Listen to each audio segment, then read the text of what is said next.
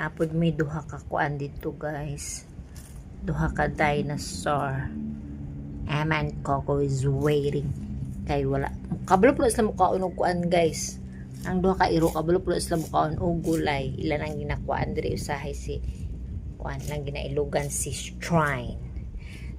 His name is Shrine, and the day I hear that Shrine is also called a Kura-Kura. Musuko. Kura-Kura is a turtle name for Indonesia. They call it Kura-Kura, while here they call it Okoy.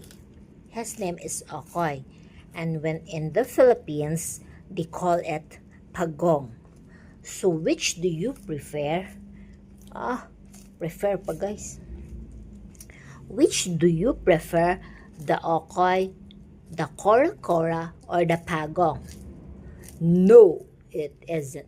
It is the Pagong or the Bao-Bao.